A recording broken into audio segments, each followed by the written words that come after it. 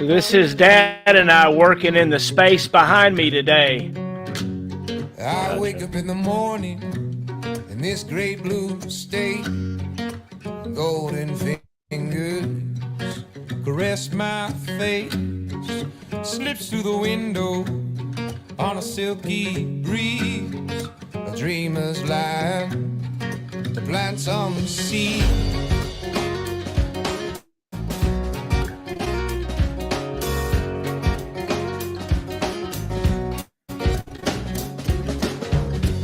She's my believer, healing all my doubts. A lighted mirror, reflecting out every true potential. A bedrock belief, an elaborate plot to set this bird free. Every element is based, every color that's attached. She makes pictures blue and green, and I release them to the sea. For the ancient memories, just as fleeting as a breeze. She paints pictures blue and green, and I release them to the sea.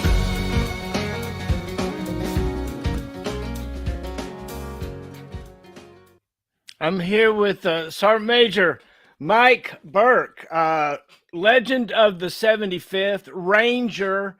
Wow, right? I'm excited to be in your presence. So thanks for hanging out with me. We're here on Heroes Live. Let me change that. We're here just kind of hanging out and talking. And the idea is to get, these stories told before we're too old or too sick to tell them. I had a buddy that got a brain tumor kind of thing, and he couldn't remember, and that started all of this. And then Joe Benson, my partner, we put together formerforce.com and Marshall in the Middle, and he made Joe design this coin. We'll send you this coin and a thumb drive that's got our interview in it. Right. And our idea, the thought is to get our stories told, while we're still can tell them and want to tell them. And everybody's a hero. Like everybody, just imagine anybody you can think of that you've ever really met. When you really dig down deep inside, they're a hero. And so I'm here with Mike Burke, Commands. Are you retired or not? I am not retired. I am not retired right now, no. You're still in the military serving. Is that correct? That is correct. Oh, I am still serving. Oh, wow. Thank you. Well, thanks for your service. It is amazing. And so it's neat to get someone like you that has a public life, and look at the folks you're interviewing and talking to, right? Oh my gosh, it's really cool. And so to be out there serving our country still, in uniform every day, I salute you, Sergeant Major. It's really cool. So this is just a chance for us to get to know you and to listen to, your story and to get your memories and history before, because look, we just had, I'm part of the Air Defense branch, which is a fairly small branch if you kind of look at it. Yeah. And I was part of the paratroopers in that branch. And then I was part of the Patriot unit. Yeah. So it's been a neat kind of group that I have are my heroes. And so you are, the Rangers and the 75th. And what year did you join the Army? I joined in 1998. Oh, wow. So what made you come in? Yeah, before I guess I kind of get going in the origin story of sorts, of why I joined in and everything. First, I just want to say thank you. From a fellow podcaster, you capturing the stories is one of the most important things we could be doing, and you're doing it in a way that's, conducive to you and your style and, with people that you like to talk to and everything else. And, I'm doing the same, with and we start, we're focused on a specific organization in a specific time, and we do have a little bit of the generational, 75th people that we'll start weaving in, but it's incredibly important, just like I've been able to sit down with veterans, from all the way back to, World War II, over the years in my service, just got the honor. And and you listen to their stories and you're just captivated. You're just blown away by the things that they talk about. They're some of the most amazing things. And, some of them, they write books, but not all of them. And, and sometimes even in those books, the emotion, the personal account and everything else, it's not as good as this, it's not like this, and there's no kind of dialogue that is part of the participation in the conversation and everything else.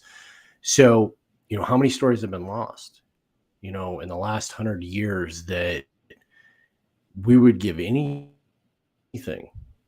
to hear, and, that is the genesis behind, I believe, what you're doing and what I'm doing as well, with some of the stuff, is to try to capture their stories before it's too late, before they're gone.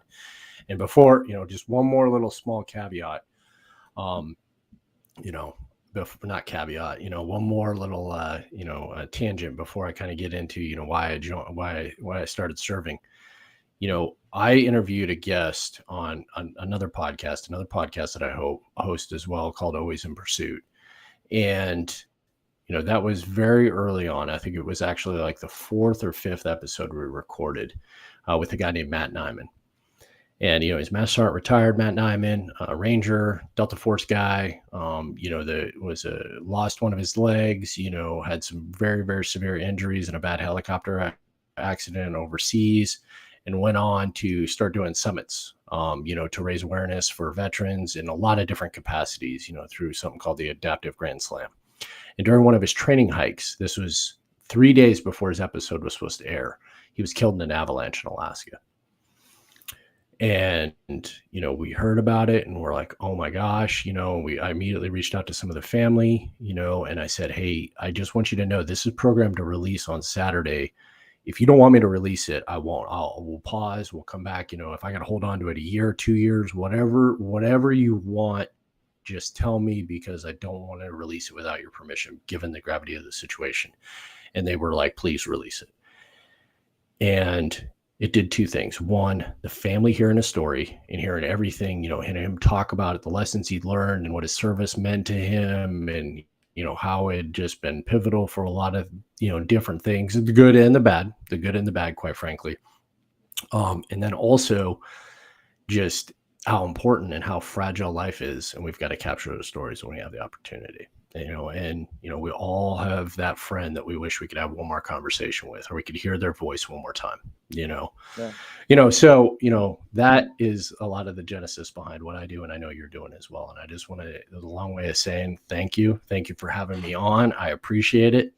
And, it's going to be a little bit weird telling my story, because I try not to. I try to tell other people's story, but I'm happy to share. Just understand that, we're weaving in every part of my story is going to be somebody else's, because it's just the way I am and how I'm conditioned. So, yeah. But anyway, I joined in 1998, and, the typical, from a small town, Sydney, Montana, and everybody's like, ooh, Montana. Oh man, that's amazing. No.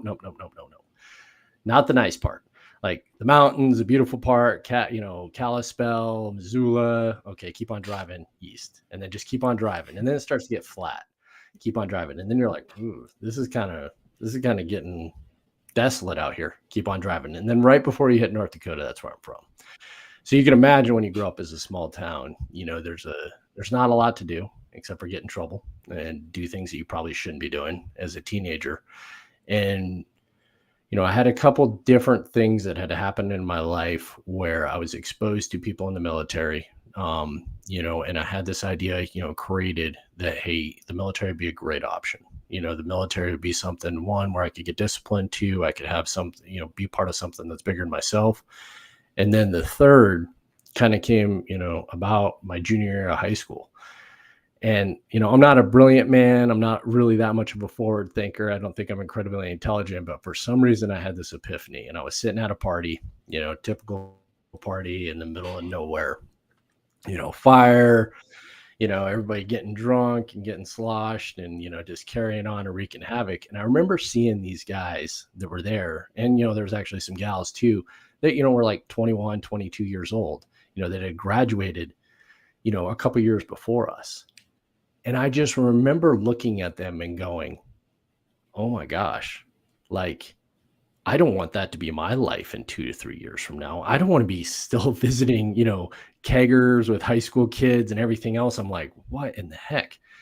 And I came to the realization, now my mind and the way I understand things, what I realized is if I'm hanging around these people and this is my crowd, then I'm going to be doing the same things that they're going to do. And I don't want that. I want something different for my life. I don't want to settle for mediocrity. I want to be something bigger. And if I'm going to do something bigger, well, then I want to be part of the best, hence the 75th Ranger Regiment, and, just like everybody else, my recruiter was a drunk, and he didn't really want to do any paperwork. In fact, I actually kind of think I hunted him down.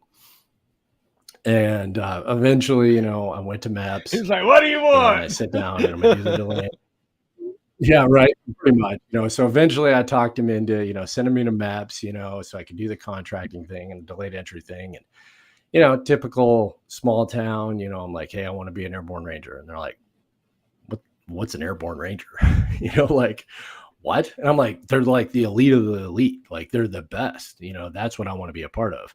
And, they gave me some like song and dance, like, oh, yeah, that's not really a thing. Like, you got to go serve in the Army and then try out. And I'm like, I don't think that's how it works, And this was through very limited research that, I was able to do back before, the internet and everything. And, I did the only thing I could think of. I was like, well, I'm just going to call their bluff. I'm like, okay, well, here's the deal. Give me an airborne contract, infantry airborne contract, and then, I'll take it from there. And if you can't give me that, then I'm joining the Marines. And I got up and I left. And I went and I sat in the Marine Corps recruiting, like office, that was like just down the hall. And, I bullshitted with this gunny for like 15 to 20 minutes, and eventually they came back down. And I feel a little bit bad because the gunny, like I walked in his office. So he's like, what? Yeah, absolutely. Oh yeah. You want to be the best of the best, like force recon, you want airborne school, like you want sniper school, like I'll give you everything. And I'm like, awesome, And then they come back in, they're like, all right, listen, we'll get you an airborne contract, infantry. And I'm like, all right, cool. Thanks for your time, Gunny. And then, sign on the dotted line. That's how it all started. Wow. So that's awesome. That's awesome. So the Gunny's sitting there going, oh man. so yeah, he kind of was. Tell me about your name, Michael S. Burke. Tell me about the name. Tell me about what it means to you, where it comes from, that kind of stuff. Oh, wow. That's a good question. I like it. Yeah, so, oh man, I tell you, everything's a comedy if you, especially with wisdom and age. So my full name is Michael Sean Burke. Okay. First, that wasn't supposed to be my name. So my actual name was supposed to be Shawn Michael. And I was supposed to be named off the 1980s wrestling icon, Shawn Michael, who my mom had a crush on. And I think it was my grandma that said, listen, you don't want to name him that. At least name him Michael Sean. So there you go. But before I go into my last name, it's actually not my given name. So my last name was actually Lowry, because my mom was very young when she had me. She was 15 when she had me, or 16 when she had me, 15 when she got pregnant with me. My biological father, a lot of family pressure, German, Catholic, a lot of things weighed in. So he wasn't part of my life. And when I was 5 years old, this giant behemoth of a man my mom met named Alan Burke came into my life. And I remember the first time I met him, I was scared as shit. I was like, this dude is huge. You know, he's all 6'5", and I mean, at that time, you know, he's working on oil rigs and everything else. So, you know, his arms were, you know, were like huge. I was like, oh my God, this guy's gonna be my dad. Like, Jesus, you know. I didn't really have any male figures in my life. So, you know, they got married, and then when I was about 5 or 6, you know, he adopted me. And to answer your question, the name Burke literally means everything to me. Because it's a name I chose. Now, granted, I know I was 5 and 6, but still, I chose to have that name. And that man is responsible for everything that I am. He was not nice to me. Okay. We butted heads. Like, I was watching your little promo video of you and your dad, you know, working on the house together. Yeah, me and my dad couldn't do that. Nope, absolutely not. There would have been so many arguments, things would have been thrown and everything else, because the only person that's more stubborn in this world than him is me. So, and also the person that thinks they know more in this world than me is him as well. So there's no way we could do that kind of stuff together. But, you know, he prepared me for everything in life, because he taught me, you know, that life's not fair. You're going to have to work hard for everything that you want, and you're not talented, and that's okay. So let your work performance and outwork everybody else. And that's what I did. And especially for my first 15 years, you know, in the Army, is I just outworked everybody. I just put in more time and more work ethic than everybody else, you know. And, you know, and then as life went along, you know, he, you know, coached me that, hey, here's where you need to do things different than I did them. Here's how you need to think of things different than I did. Cause, you know, and he'll tell you, you know, he worked for somebody else his entire life. And he did an amazing job. He worked hard, you know, up until he retired, you know, but he didn't do it for himself. He did it for the person he was working for, and to make sure that us kids, which we didn't have everything we wanted, but also at the same time, you know, you know, life wasn't terrible, you know. We weren't wondering where we were going to sleep or if we were going to be able to eat, you know. We were provided for, and he worked his ass off to make sure that happened, you know. So, you know, I tell my kids, you know, all the time, you know, the Burke name, you know, what does it mean? And they'll recite back, it means Burke's work hard. You know, that's exactly what they'll say back to me. Hey man, that's neat, right? That's an interesting kind of thing. So what's it like to know that your mom's got a crush on a wrestling star? I don't know if he's actually even alive. He might be, but you know, I don't think I learned that actually until I was probably in my 20s. And I was like, at first I was embarrassed, and then I was like, you know what, like, whatever. I love the name, you know, and it fits me, and I can't imagine being named anything else, you know. Like, I don't think Scott would really kind of fit my name, you know, me. So I'm a Michael, and I'm okay with that. So I've got to explore this a little bit. What was it like as a kid to realize that dad wasn't around, and then realize that there was a new man coming around? How did that affect you as a youngster? You know, and I'm pretty open with it, you know, and I've talked about this a few times, and, you know, I say it because, you know, it's important to understand, you know, who I became, because we're all a product of our upbringing.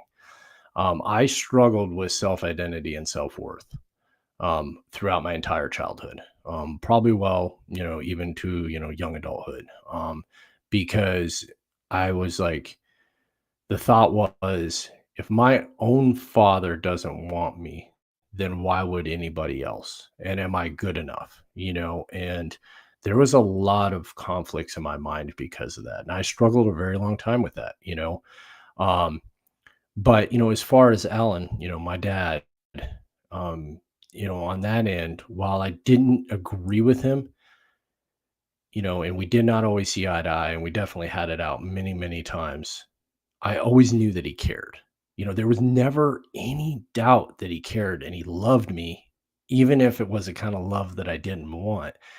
And at the end of the day, he was always a guy that was getting up well before everybody else and going to work and working his ass off And even from a young age, because I knew what it was like to be without. I mean, you got to understand, when it was just my mom and me up until I was 5, it was tough. Man, because one, she didn't want to go on state aid, because she thought, because she was a minor, and some other family kind of constructs that were out, operating within that, she thought she would lose me, that the state would come and take me away. So she worked a lot of jobs, which meant she had to basically rely on, kind of state funded, daycare programs and all these different kind of things. So I mean, I was thrown into some crazy ass situations as a young kid, and food was not something that, like we had on ready to display. Like I remember one time, my mom, burnt potatoes, and she cried, all night long because, that was the last potato we had, so we weren't going to eat that night, so the point being is I knew what it was like to struggle. I knew what it was like to go without. So when he came into our life, and he always provided, we always had a house, we always had food, and there was tough times. There was, some real tough times, for a lot of different reasons. It was still, he's always kind of setting that example of what a father is.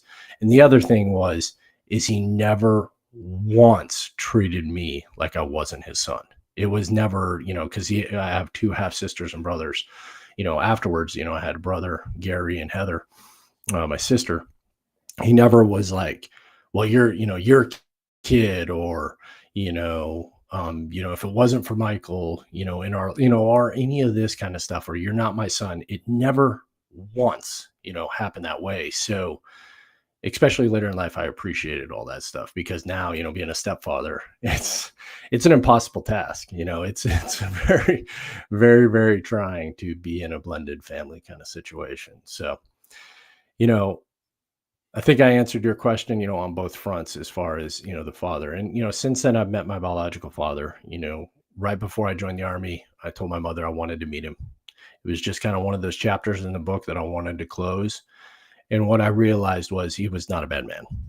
He was a young kid that made a very bad decision because of a lot of influences that I wouldn't say that I would have done things differently, but I can understand why he made the decision.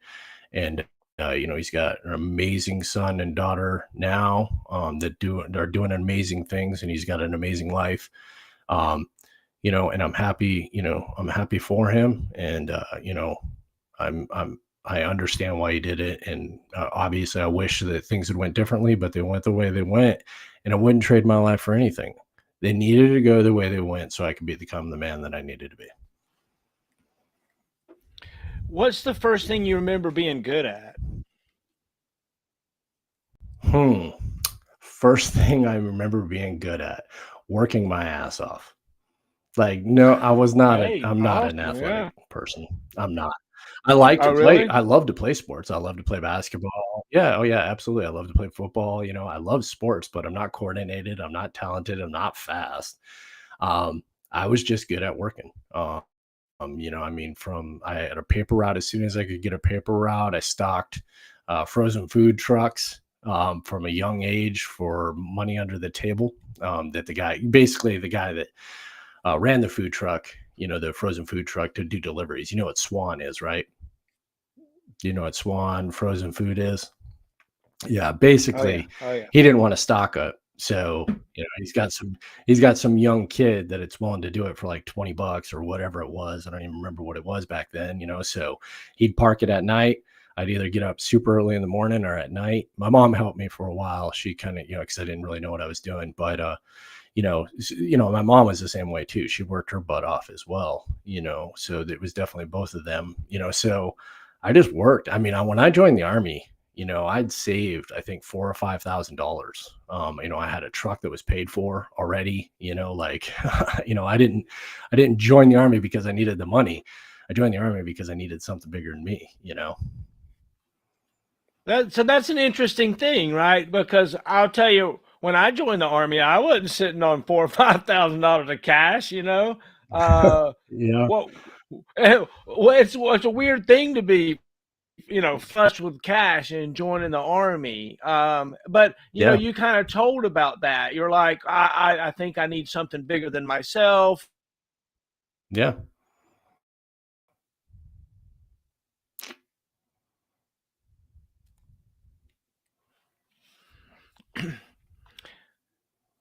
If I Lost you for a second there, brother.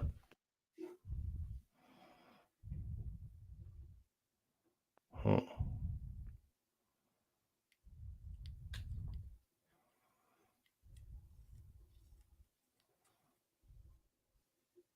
think I got you back. Check on audio. Yeah. Yeah, check. What did your mom and dad say when you joined the Army?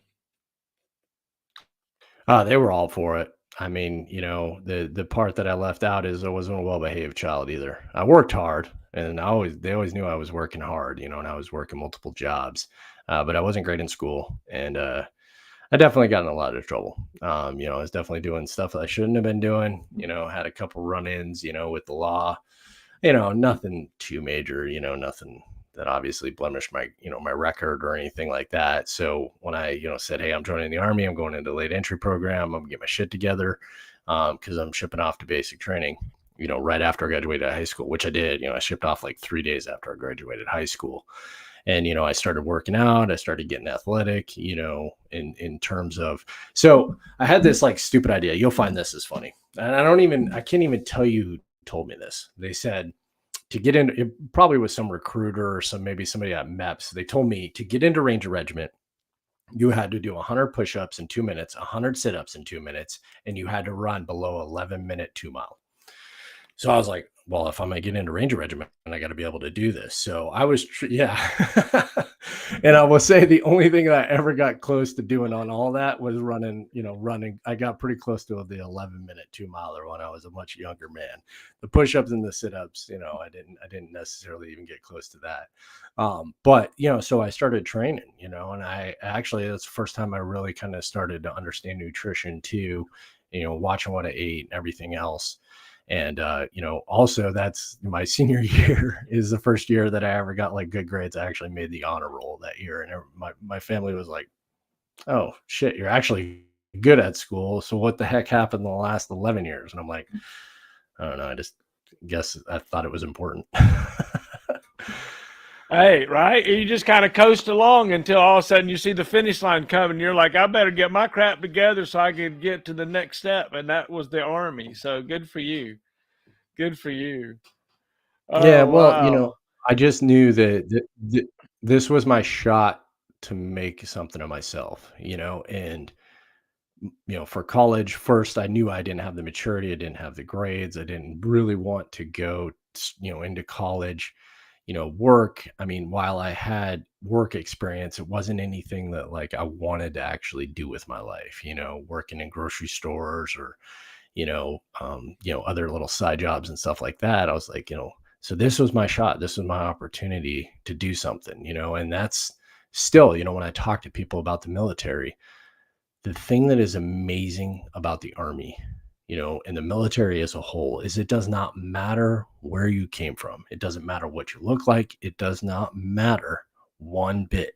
You're given the same opportunity that everybody else is given, and you can literally do anything. If you don't like what you're doing on your first enlistment, then find something else. Do your homework, research. There's so many opportunities out there. You can be an officer, you can be a warrant officer, you can go fly planes, you can go fly helicopters, you can go, work on missile systems, you can be electronics, you can do mechanic, I mean, the list goes on and on and on. And this small town kid from Sydney that no one thought would ever do anything with his life, and people said that straight to my face. I mean, literally when I was shipping out the door for basic training, people, friends, or what I thought was friends were like, hey, we'll see you in a couple weeks because we know you're not going to make it, and adults too, saying the same thing to me, and now as I sit, on the twilight years of my career, I'm a second-time brigade sergeant major. For one of the top 5 organizations that's, hand selected, by the Sergeant Major of the Army. Like, that's a pretty big jump. And yeah, okay, I put in the work. Absolutely. There's no doubt there. I'm not going to sit there and, kind of diminish what I've accomplished. But the Army facilitated all that. They gave me all the training. They gave me the opportunities. They put me in the positions. I just needed to put in the work and show up and do what I needed to do and excel, at the opportunities that I was given. And oh, by the way, I managed to get my bachelor's degree and a master's degree with tuition assistance. I haven't used a dime of my GI Bill to get any of that. Like, come on. Like, what other career path? Oh, and by the way, I've gotten to travel the world, like, I mean, it's really amazing, okay, there's cons. I mean, don't get me wrong, but geez, it's pretty amazing of what we can accomplish, and how we all enter at the same level. I think it's interesting. I'm in the woods sometimes with people, and we're walking around, and it's interesting to see how different people react to things like spiders, right? It's like freaking out about a spider, and I'm just like, oh my gosh, I can't even imagine. Do you remember a time when Private Burke got yelled at? Private Burke stuff. A time? Man, that's all I did was get yelled at. Man, that was my part-time job. Okay. I wasn't a good private. I was an idiot. Okay. I mean, if you could think of it all right, I'll tell you a story. Let me tell you a story. All right. We're storytellers here, right? Okay. And we capture people's stories. Okay. So my very first, it wasn't my very first jump in Ranger Regiment. Okay. What it was my first jump in a mass tac blacked out plane onto an airfield to do an airfield seizure. Okay. This was my very first one. First off, that bird was so dark. Like, the only thing I could see in front of me was my cat eyes of my team leader. Okay. And they were barely visible, and he'd shined them, because he knew how dark it was going to be. And so he'd charged them, like you did with the old flashlights, how you charge your cat eyes in the back of their helmet. Yeah, I'm kind of dating myself here. Okay. And I could just barely see him. And then as we got closer to the door, there was like a sliver of moonlight just for a second. And I seen him, fall out the door. So I, just went till I felt somebody grab my hand, did a left face, and jumped out the door. Right. Okay. So anyway, when I get out and I'm trying to orient myself in the air after I, check canopies, gain canopy control and all that stuff. Okay. And undo my tie downs, and I'm trying to look and trying to orient myself. And I remember him, my squad leader telling me, look for the control tower. Okay. The control tower on the airfield is usually the easiest thing to see, especially when the airfield is out in the middle of nowhere, when it's not in, kind of any kind of city or buildup. It's the thing that you'll be able to see. And I see no tower, nothing. I don't see anything but trees, nothing. And I'm like, where in the heck am I? Eventually, so I hit the ground, and, I'm going through the sequence of packing up my parachute, getting my weapon into action, unrigging myself, getting my rucksack and everything else. And I get to my night vision, and I put my night vision on, and I flip it down, and I try to turn it on, and there's nothing. And I'm like, oh my God, I broke my night vision. Like, I'm like, oh Jesus, like, like, this is not good. This is not first off, I have no idea where I am, and my night vision doesn't work. So, I check, make sure I have everything that I need, and I just picked a direction. I mean, I'm just going to be honest with you. I just picked a direction. I'm like, that seems good. I kind of knew where the aircraft had headed, so I was like, this makes sense as far as where they were supposed to be, direction of flight and everything. So I just take off running, and I'm running, and I come and I look and I see a fence, and I'm like, okay, that's a good thing. Like a fence, I could follow a fence, and a fence is going to at least lead somewhere. And I run into this brick wall, and, ass over tea kettle and everything else, and I fall on the ground. And then I realized it wasn't a brick wall. I realized it was another Ranger. And I'm like, hey, who's that? And, the guy replies back. He goes, it's Specialist Kelly, Sergeant, because you called everybody Sergeant back then. Till they told you who they were, you called everybody Sergeant. And I'm like, Kelly, I'm so glad to see you. It was my Ranger buddy. He was my roommate, and I was like, and he's like, Burke, oh my God. And like, we're so happy to see each other, because now, okay, we're still fucking lost, but at least we're lost together, like, so we're like super, super excited. So anyway, so I'm like, dude, I don't know where we are. He's like, I have no idea, and he's got like, I think like maybe 6 weeks more time in regiment than I do, so he's a subject matter expert in my eyes. You know, he knows everything, you know. And he's like, but I think when I was coming down, I saw an opening right over here on the fence. And I was like, okay, cool. Let's go. Let's run down the fence. So we run down the fence. We ran into an opening. We run through the opening, and eventually we see the airfield, and we're like, oh my gosh, like, oh, thank God. So we run towards the airfield, and we see this guy zigzagging down the airfield. Okay. You go, because he's clearing the airfield, you know, and you do it in a zigzag pattern when you're clearing the airfield, you know, to make sure you're checking for obstacles and all this stuff. And we're like, hey, who is that, Sergeant? And he's like, it's Sergeant Jackson. Who's that? And we're like, it's Burke and Kelly. He's like, get your ass over here. Where the hell have you guys been? And we're like, sorry, we're all messed up, you know. So we continue the zigzag pattern. We clear the taxiway that we're responsible for. We get to the end, and he's like, all right, set up, you know, you guys get security and stuff. So he comes over to me, and I have my nods flipped up, right? And he comes over to me. He's like, Burke, why aren't your nods down? You need to have your nods so you can pull security. And I'm like, oh, they're not working, Sergeant Jackson. You know, I don't know what's going on with them.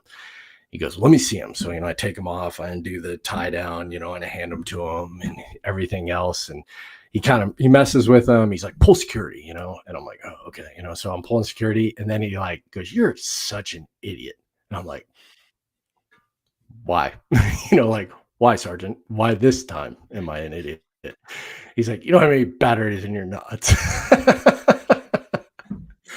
So, you know, he puts battery in the nods. And what's funny about this is I never wore night vision before. I'd actually never looked down night vision. And Josh had given me kind of a class on the nods, you know, which, you know, maybe the leaders probably should have, you know, done that before. But, you know, no one had ever, you know, actually shown me how to do it except for my private buddy.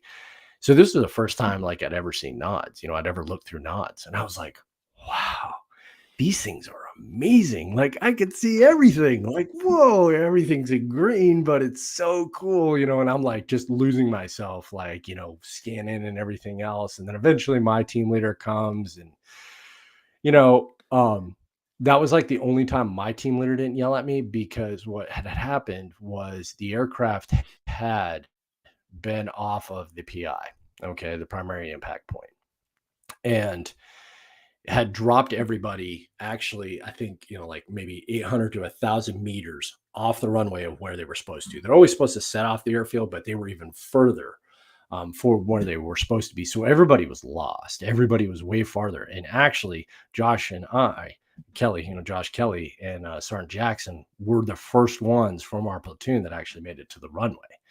So Jackson did tell him, hey, Burke didn't have nods in his night vision. But when he came over to me, he's like, hey, good job. I heard you were one of the first ones to link up. And then he goes, but I heard you didn't have nods in your night vision. And I instantly was like, all right, like I sit down my saw, like, because I knew I was going to have to start doing push-ups. He goes, but that one's on me this time. I'm like, oh, okay. All right. I'm good with that. So you're not going to smoke me out here in the middle of nowhere, you know? So the point being is, man, I was always messed up. I was always getting yelled at. I was always getting screamed at, you know. I just happened to get lucky, you know, sometimes with certain leaders in my life, like a guy named, maybe you know him, Nick Rolling. Do you know Nick Rolling? He retired as Sergeant Major Rolling from the 173rd. Yeah, true story. I'm sitting in the iron chair, all of us privates getting yelled at. It was a, you know, normal daily occurrence. And he was mad at something. And I think it was that the squad leaders were sending privates to the Ranger School PT test, and they were failing. And he was sick and tired of it. So he looked out in the hallway and he said, I'm picking the next guy that's going to Ranger School. And he looks at me, and I'd only been in Ranger Regiment, about 7 months at this point. Normally you had to wait about 18 months before you got a shot to go to Ranger School. And he said, Bert, you're going to Ranger School PT test on Monday. Be ready. And I don't want to say it was easy. I don't want to say I didn't piss a lot of people off, but, you know, I went to Ranger School, got my tab, and came back, and I was a Spec 4. And then I got yelled at more because I was even more jacked up because I didn't know what I was doing, and I was supposed to be a leader. So I think it's interesting that you think that you were always messed up, right? It's that, well, like, so the first story that you told me about being messed up, that's not your fault. That's your team leader's fault that you jumped in Yeah. with no batteries in your NVG. Come on, right? That's Yeah, not no, your fault. you know, I don't want to speak ill of, my past leadership, because the crazy thing is actually a lot of them are dead, which is just insane to think about. But I definitely had, what I tell people is my after when I became a leader, after when I became a gun team leader and a corporal and a sergeant, I pretty much had like a blue book, I call it, of things not to do as a leader. And I just did the opposite. And that's why I was successful, after the first little bit, and, kind of figuring myself out and figuring out how to lead myself, which is the most important step, I kind of had a blue book of what not to do. And I just did the opposite. And, well, obviously it worked out pretty well, because, I got promoted and I'm sitting where I'm set, so, it just, I don't disagree. I don't disagree that there's a lot of things that, leaders should have probably done and showed me how to do. But, it was different times back then, that's for sure. And there was a lot of on-the-job training. Yeah, right. So explain to me, and for everybody else that might not understand, what a Ranger unit sees in an airfield. Tell me about that. What happens with that? Tell me about that kind of thing. Yeah, so, and this is the wave tops. I mean, I'm not going to dive into it too much, but Ranger Regiment was formed. Well, Ranger Regiment's been formed numerous times throughout the history of the United States Army, through many, many conflicts. And it's always supposed to have been a specialized force of highly trained, select volunteers that are supposed to do the hardest, most complex missions, as some people would, say, especially, you look at like Point to Hawk, you look at some of the air raids and everything else they did in World War II, suicide missions, but the modern Rangers were formed, in the 1970s, coming out of Vietnam. And it was General Abrams' thought was, I'm going to create specialized units where people will circulate through and they will fix a lot of the indiscipline and the professionalism of the rest of the Army. That was the idea. And then over the evolution of Ranger Regiment, into the 80s with Grenada and Panama and some of the other stuff, some of the mishaps that actually happened, they decided to make them a special operations force. But one of our key tenets is exactly what I said, was the airfield seizure. And the airfield seizure is a mass tactical jump, okay, where it can be anywhere from, a dozen aircraft to, a couple dozen aircraft that are dropping, from an entire battalion of regiment or a battalion of Rangers to, a couple of situations where it's been multiple battalions of Rangers onto an airfield behind enemy lines to seize the airfield, clear of enemy resistance, obstacles, and anything else that might be on the airfield so that they can get it operational, and then also secure it so that we can bring in conventional force aircraft that might have, like ADA, HIMARS, Patriots, all these other different kind of systems, and additional forces to basically expand the airfield line to be a base that everybody operates out of behind enemy lines, or seize the airfield, establish it, and be a touch point, and leave in the same period of darkness. And that's many times what we did. We would jump very early in the night, seize the airfield, secure the airfield, conduct operations out of there, load back in the aircraft, and be gone before the sun came up. It is amazing, the flexibility of the things that you guys and gals could do. That is just absolutely just phenomenal to think about, the force projection and the amount of people that were so highly trained. Tell me about the bonds with your Ranger buddy, right? You talked about all of a sudden you bump into your Ranger buddy, and tell me about those kinds of bonds. Tell me about that. So, anybody that serves in the military is going to have a bond, just because of the things that we go through, the difficult times, the good times, the training missions to the combat missions, and, everything in between. What makes the bond in regiment so special is simply this. don't get me wrong, it's the same kind of thing, the complexity, the missions, you know, the blood, sweat, and tears that we share together and all that stuff. You know, we share that with everybody. The difference is the tenure. Okay. So when I tell people this, you know, they're a little bit shocked. The first time I ever PCS'd and I had to go figure out how to PCS from one duty location to another duty location was after I was a first sergeant and I was PCSing to the Sergeant Major Academy. I had no idea how to do it. I did a small stint where I taught at our OTC in between my platoon sergeant and first sergeant time, but that wasn't even a PCS move. You know, like that was just right up the road from JBLM, Fort Lewis, Washington. I'd never PCS'd before. I spent 17 years in 275. I'd never been anywhere else. So like when I went to, you know, Waller Hall, which is like the admin building for the base up at Fort Lewis, and I'm asking a million questions because I've got a PCS and I've got to do, you know, a partial duty move and then a full, you know, and I got unaccompanied and all this different kind of stuff. And I'm asking like a million questions. And these civilians are like, how do you not know this stuff, Master Sergeant? You know, because obviously I was a Master Sergeant after that time because I had to take the diamond off. And I'm like, because I've never done it before. And then, you know, they'd be like, oh, you're one of those Rangers. I'm like, yeah. And they're like, okay, yeah, here, let us help you out because you don't know what you're doing. The point is you spend so much time in that unit. I mean, people are they're in each other's weddings, not just the best man's, you know, they're getting married to the bridesmaids, you know, they're godfathers to, you know, each other's children. Like they know their parents, you know, each other's parents better than they know their own parents. Like in some cases, like, because you just spend so much time for so long together, you literally grow up like siblings. You just do. And you go through the trials of life in the military, but then also, you know, in your personal life together. You know, I mean, I know some of those individuals better than I know my own brother. Like, I mean, you know, there's individuals that I grew up with that I know more about them than anybody else in this world, you know, just because of the amount of time we've spent growing up and the things that we've done together, you know. So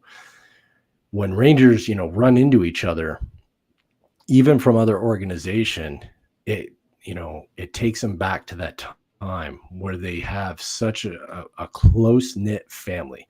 And you have close-knit families everywhere in the military, but we're talking for decades plus. I know sergeant majors, okay, that retired, that spent 23 to 25 years in the 75th Ranger Regiment, one of which spent 23 and a half years in Ranger Regiment, 22 of it in the same battalion. He was eventually the battalion CSM. He only spent a year and a half actually down at 175 being their ops sergeant major. Like, I mean, you know, so you're talking multiple decades of knowing each other, you know, and going through life together and experiencing all the ups and the downs, you know. So it's just it's forged because of that. So what's it like, that op tempo, like constantly being on call? Like, you know, you guys got a little bit of off time, but man, you guys, you know, it was like, you know, phones and pagers and all those things way back when, right? Yeah. You know, so, you know, prior to the GWAT, we were always on what they called a Ready Force 1, which is RF1. And basically, depending on, you know, so there's the immediate recall company, which is on a 2-hour string, you know, and it cycles between all the battalions. It depended, you know, I don't remember what it was back in those days. I don't know if it was 3 months or if it was 6 months that the whole battalion was on it. I really honestly don't remember. After the GWAT, it was always 3 months at a time.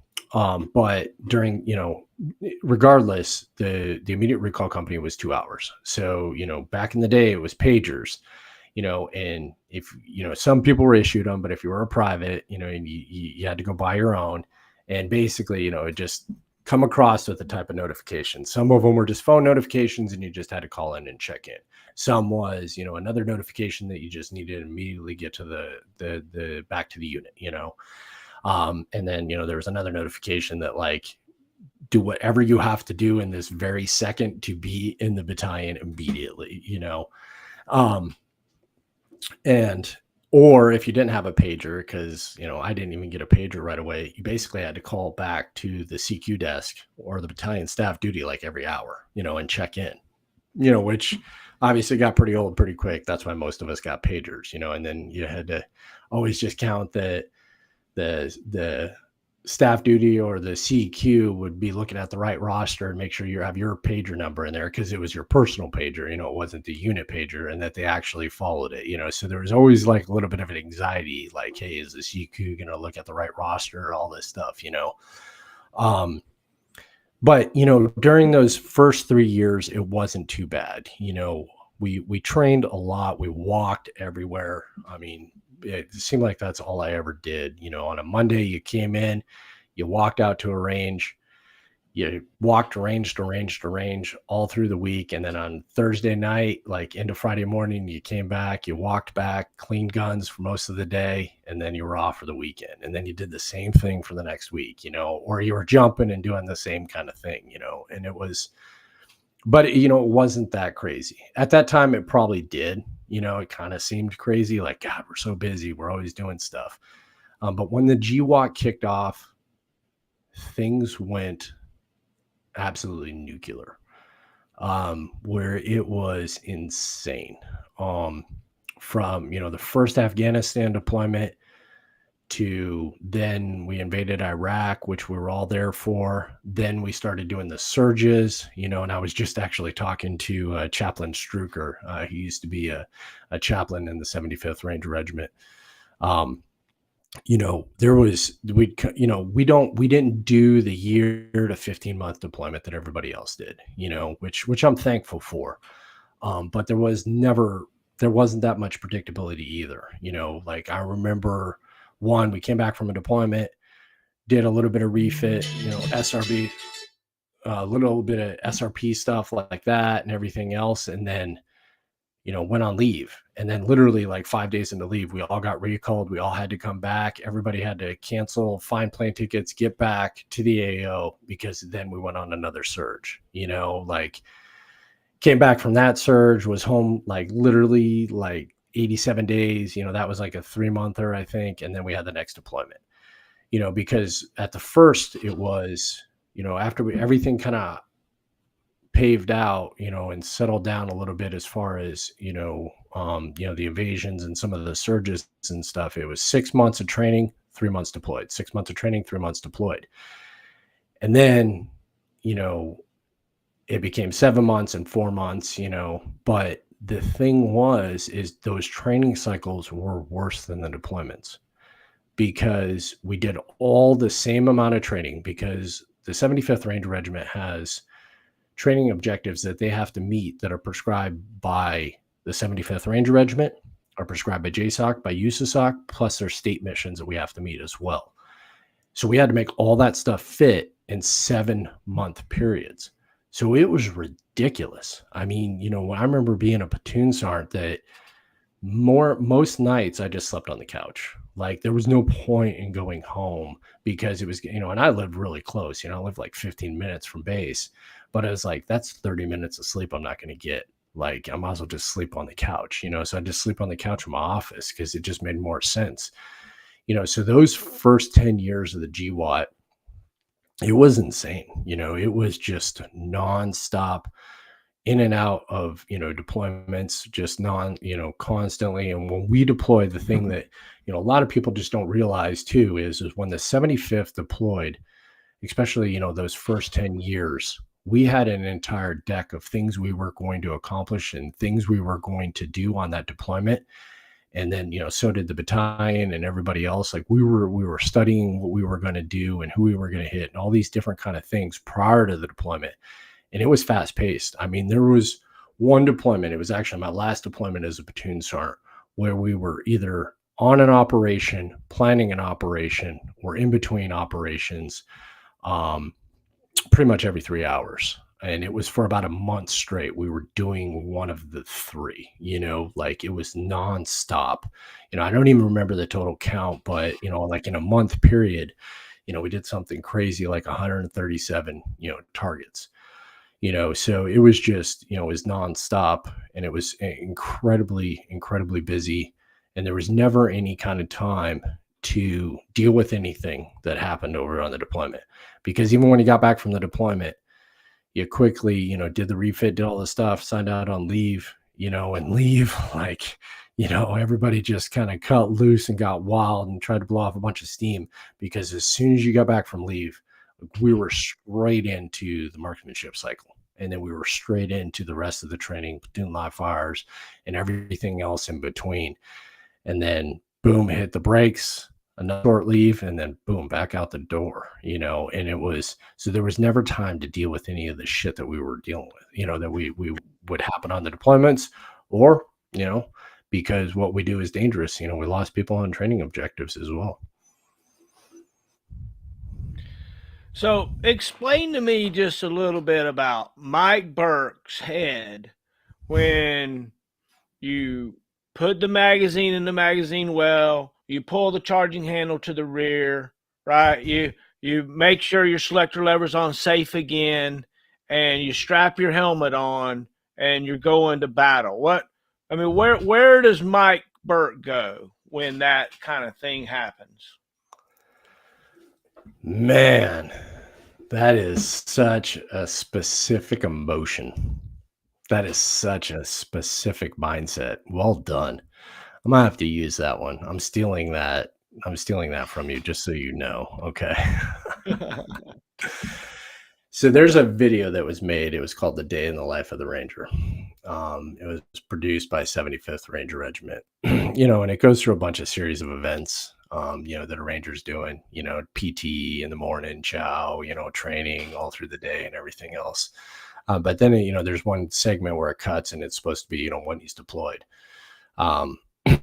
And so we always had ready rooms, because we carried so much equipment, and so many different things, because we had to be prepared for so many different, things that would happen on objectives, that we carried a lot of equipment, even on the, longer overland, movements, we still would take a lot of stuff with us. So, storing that, and, we also learned some lessons too, guys having grenades under their bunks, and, accidentally pulling out their gear, and one grenade slipping out and, almost killed a couple of guys, so like, hey, we needed to have a separate, like, kind of tent or structure for all of our ammo. And everything was planned in a fury. Especially in those early days, everything was a TST, a time sensitive target. So it was very quick, identifying what we're going to do, who's going to go, and what we're after. Okay. And very quickly, especially, being a leader, heavily in the planning process, doing all that stuff, making all the coordination, if we're using aircraft, it was very, very fast paced in those, 45 minutes to sometimes, less than 15 minutes to do stuff, or maybe, on some of them, a couple hours, but that wasn't usually actually the case. More, it was very, very kind of quick stuff. And, you, especially as a leader, you walk out of the talk that you're in, you walk across the gravel parking lot. Like, I can envision this. I'm envisioning this as I'm telling you. And walking towards that ready room and thinking, as a platoon sergeant, I'm always thinking through contingencies. I'm always thinking of contingency plans. Okay, hey, if this happens, here's what we need to do. Okay, what if this happens? What if the enemy responds in this way? Okay, are we prepared for this? What's the call I'm going to make? What are we going to do here? Okay, and I'm thinking through this stuff. And then you step through the threshold, of that ready room, and there's just a platoon of Rangers, or, depending on how big it was, some of them were only a squad. It just kind of depends, and, getting in front of, we built like little wall lockers, where you'd hang everything and all that stuff. And just the act of continuing to think through that stuff, but then also doing my own PCCs and PCIs, and checking to make sure, hey, did I replace this last time? I think I did, making double checking. Okay. Hey, does it, okay, fills and radios, all this different kind of stuff. and putting it all on. But the final thing always was, the helmet, the helmet, you half the time you carry the helmet because you're going to the helicopter. So you're not going to wear it till you get onto the helicopter. You're going to the vehicles, so usually you're just carrying the helmet.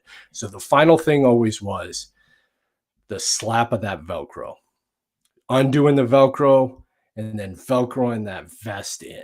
And it was just like a cue, it was like a clear the mechanism. Everything that's planned is planned. Everything that's coordinated is coordinated. There's no more that's going to happen. We're going. It's game on. It's time to go. It's time to go do this. So stop thinking about all that stuff. You've thought of everything. You've thought as much as you can. You're going to have to react from here on out. And you're going to have to rely on all these men and everybody that's a coordination effort for this to make this happen. And then, and for many times for me, it was always the reminder of I am with 45 of my best friends in the world that are the most trained people that I've ever served with. I've trained them. I've been through this a million times with them. If we can't deal with it, no one can. And it doesn't matter anyway, because we're the ones here right now. So let's do this. And then you go do it, man, and I was talking to, a good buddy, recently, and we were kind of talking about that. And what's crazy for a lot of us is, especially during those times, like platoon sergeants in the 75th Ranger Regiment, from about like 2006 to, 2011, like we were the envy of everybody because we controlled everything. Like if you wanted to go out on a target, you asked a platoon sergeant. Platoon sergeants coordinated everything. They were the SMEs as far as everyone is concerned. It's not that the first sergeants weren't also, but the first sergeants usually had 3 platoons in 3 different areas. They didn't have them in the same area. Sometimes, they weren't even in the same country. 1 would be in Afghanistan and 2 would be in Iraq, So everything relied on that platoon sergeant to make the decisions and to make the calls, and to do the things. And also the way we kind of constructed things and the way we did things is, because a lot of what we were doing was direct action stuff in urban environments. Okay. So the platoon sergeant, what I would always tell my PLs is, sir, you control all the assets. You got the RTO, you got the air, the air NCO with you. You're controlling everything that's happening outside of the building and everything else. And we'll deconflict stuff if we need to, if there's things that are arising that are actually going to affect what's going to happen in the target building. The target building is mine. The split second, the decisions that need to be made, like it, don't agree with it or not, it doesn't matter. At the end of the day, I'm the most qualified person. I have more experience than anybody else in this entire platoon. I've done this more than anybody else in the entire platoon. The split second decisions are mine to make. And being right there so you can see what's going on, or, having that trust, because I had some amazing squad leaders, some of the best in the game, just unbelievable individuals, Zach Dean, Neil Mowry, Sean Curry, Chris Frost, the list goes on. Those are just the ones that come off the top of my head. I apologize, gentlemen. I'm sorry. They were just these unbelievable individuals, that they're making those split second decisions, but they're immediately telling me what's happening as it's happening in real time, because they know it's affecting everything that's happening in that entire situation. And the reason I highlight all that is I never felt stressed. I never felt overwhelmed. I never felt scared. I never felt like I was out of my element. It was never uncomfortable. It was never difficult. We were just doing what we were doing. And I was with these amazing individuals that were just going to make any situation and the craziest situations that people can imagine arose, and they handled it in stride. And half the time it was over before anybody even realized the full fruition of what could have developed, So I don't have any idea. You're at the question. So you're at the pointy end of the spear. Tell me yes. about your loadout as a platoon sergeant, your personal loadout. Tell me about your body armor. Tell me about your offensive capabilities. Tell me about your commo gear. Okay, I want to know about your armor, your weapon, and your commo gear.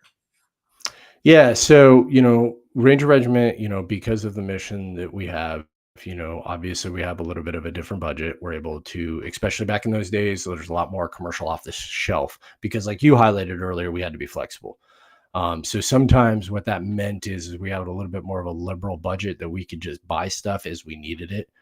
For instance, like, hey, you're going up and you're getting dropped up into the middle of the mountains of the Hindu Kush, the foothills of the Himalayas, where it can get, below 40 at night. Well, we don't have winter gear for that shit. Okay, cool. Let's go spend it, and we go spend money at REI and get everything that we needed, so our body armor, at first wasn't that much different than what everybody else was wearing, but as time went on, we got better and better body armor. It's very form fitting, with the soft armor in between, because fragmentation was always an issue and everything else, and then obviously the same plates that everybody else had. I think at one point we did. Now, they have different plates and stuff like that because they've gotten rid of the, the steel core, the steel in the middle, because they decided, the chances of 3 7.62 rounds hitting that size of a, is not going to happen. So they can get rid of the steel in between. The Kevlar will be fine. But also, we had side plates and soft side body armor because, a lot of time, especially as you're moving in urban environments, people getting shot, from the side because, they're not necessarily always squared off. But very much, our body armor was always set up for shooter preference. So I had what I called my working side, and then, just kind of my other side that if I was stopped and I was in a static position, I could reach. I always carried one radio on that side in case, I needed to change frequencies or anything else. And I had a KU heads up display so I could switch between channels if I needed to hop over to fires, medevac, or talk to the aircraft or anything else, I could switch. But then my other radio was on my back, and that was a command net. So I could talk to, the ground force commander. But on my working side is where I had, all my M4 mags, my grenades, my flashbangs, and everything else in between, with usually some kind of drop down feature that, in case, for certain objectives and stuff like that, if I knew I needed to carry extra flashbangs, I would, and then on my right side, obviously my pistol, because I'm right hand dominated.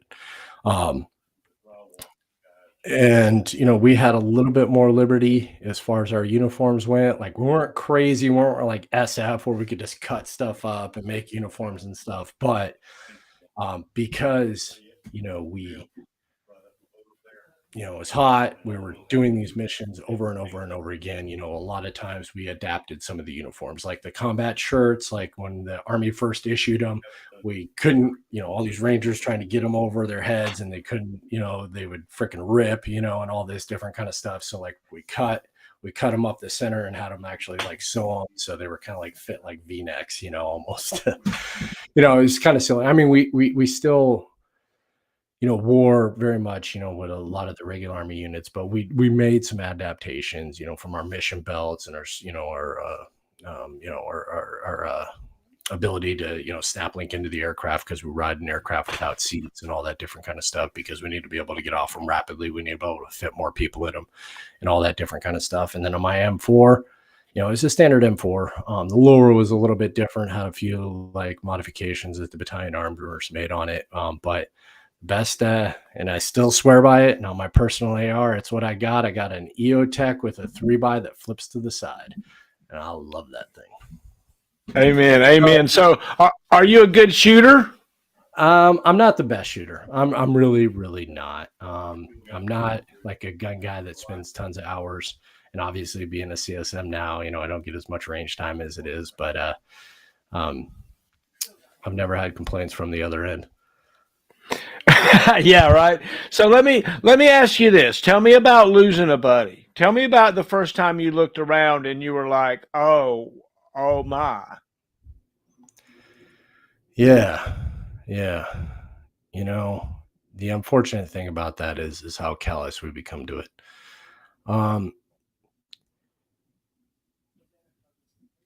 Death in general is such a permanent thing that it's hard to describe. When you see somebody, and you lose somebody that you're close to, doing these type of things, it hits different, because you witness it. When you lose somebody when you're not there, it hits a little bit different, but it also just depends sometimes on the individual. To talk about this, I need to talk about probably the most significant, loss of my friend, that's ever impacted me and shaped me in my life. And I wasn't there. It's not that none of those other ones impacted me, because they all did. But it's all taken in time, and it's taken in context, and it's all about where you are as an individual. When you're running and gunning, it's the price of doing business, and it, and it doesn't make it any easier. I'm not saying it makes it any easier, because it doesn't. It's horrible. They're there, now they're not, and they never ever will be. You'll never hear their laugh. You'll never see their face. You'll never have their reassurances, of the wisecrack jokes that they would make before something extremely complicated. But it's in the back of your mind on every single operation, and it's reiterated every single time something crazy happens and somebody's not, doesn't get killed, but it's still that stark reminder, especially when you're the leader, and as the leader, right, wrong, or indifferent, you are always going to carry that responsibility of that death on your shoulders. And it's something that, you'll never, ever totally understand and totally ever deal with. And you'll always wonder in the back of your mind, should you have done something different? Should you have made a different call? But with that all being said, the most impactful person that I've lost is when I lost Master Sergeant Josh Wheeler. And for anybody listening, I really, really encourage you to look up this individual. Master Sergeant Josh Wheeler is the only reason I continue to be a Ranger. He is the only reason that I've turned out to be the man that I am. So I talked a little bit about the leadership that I had, those first couple years in Ranger Regiment. And I was the dude that had the calendar on the wall with the days until I ETS'd out of the Army. I knew the day, whatever it was, 121 days and I'm out of this, or whatever it was, I don't even remember what the count was, because it was not what I wanted. It wasn't what I thought it was going to be. Some of it was immaturity on my part. Absolutely. And I just didn't have a lot of leaders that I thought, and a lot of the individuals, it wasn't what I thought it was going to be. Josh Wheeler came into my life, and he actually came from another platoon, and he was my squad leader. And that was the first time I ever met a leader that cared about his soldiers and cared about his individuals and cared about the training that we did and what we did, every single day, and that, our families, and was involved with our families and cared about our families and wanted to make sure that, even during the crazy training cycles, if, like he would find out like, hey, your son's graduating kindergarten. He'd be like, if you show up today, to work, you're going to get an Article 15, like you're done, do not be here today. I don't care what's going on, and that level of care and level of understanding. And then also at the same time, while he was domineering in that, we will train and we will train hard and we will be better than everybody else. At the same time, he was willing to say, I don't know it all. I'm not perfect. And I'm gonna rely on the team and I'm gonna ask the team, and, and sometimes in complex situations, hey, everybody's going to kind of get a vote on this and we're going to decide how we're going to, skin this cat. And, eventually, Josh, he went on and he tried and he was successful and he served in, Delta Force. And he was in Delta Force, and, him and I would talk every so often, not as much as any of us would ever liked, as typical, especially during those times, him being in that unit, me being in the unit that I was in, but every time we did, it was always a laugh. it was always a chuckle, or it was always a funny email, that he would send me, just, saying all kinds of crazy shit, that, he was doing and stuff like that. But then also at the same time, I was at a culminating point in my life, where I was just dealing with the weight of the world, quite frankly.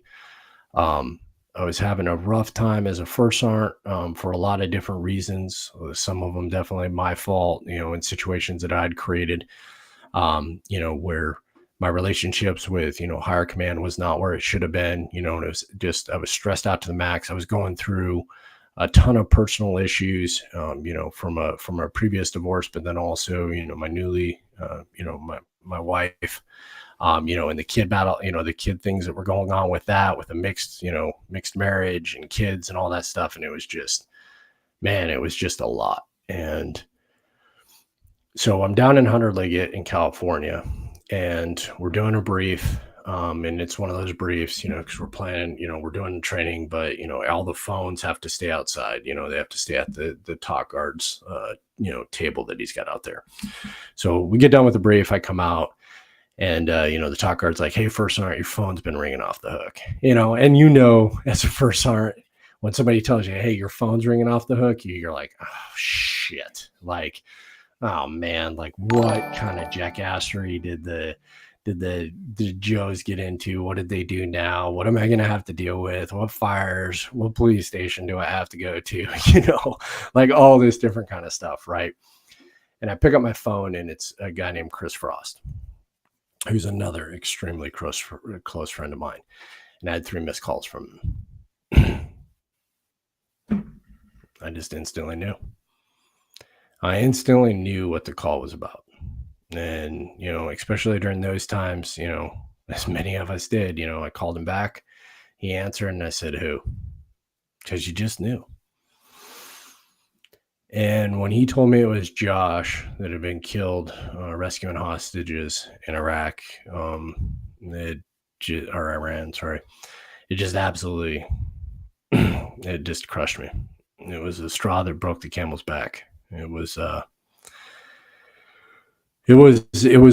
It hit me bad. All the things that I was going through, the struggles I was going through already, and then I'd lost, this huge, larger than life mentor, superhero, everything to me, and that was really the reason I tell that story, is not just because of that, but that was the first time I realized I'm going to need some help to get out of this. And I'm 34 years old, maybe 35. I don't remember. Sorry, I don't remember totally off the top of my head. 34 for 35 years old. And this is the first time I ever went and got help. And I went over, and I sat down, with chaplains, behavioral health specialists, and everything else, because I realized that everything else, trauma as a child, trauma, through the military, PTS, and every other situation that I just deflected was going to come to this pivotal moment. And now it was time. And the demons of my past and the demons in the darkness of my eyes, this was the time. And you were going to deal with it one way or another. And if you don't go out and get some help here, it's not going to be good. You're going to go off the deep end. And I really, really was going to, And so Josh saved my life many times prior to that. I've never said this before. Josh saved my life. Well, it's amen. It's an interesting thing, right? When you realize the mentorship that those that simply seem to be assigned to us can have over us, and us to them. It many times is a two-way street between the soldier and the leader. A good leader needs a good soldier. A good soldier needs a good leader. It's one of those things that works together. And when you match up, it's really neat, there's no atheist in foxholes, right? At the end of the day, there's some kind of faith that carries us to the next step. What is your faith? Tell me to describe your faith. I'm gonna surprise you with this one, especially based off your previous question. Um, I am in what I call the winter season of my faith and my spirituality. And what I mean specifically is it's not that I'm an atheist. In fact, I want it with every semblance of my being to believe there's some higher power. And there's some governing force that has our best intentions in mind, and there's something after this. But I'm also not going to lie to myself, and I'm not going to lie to others.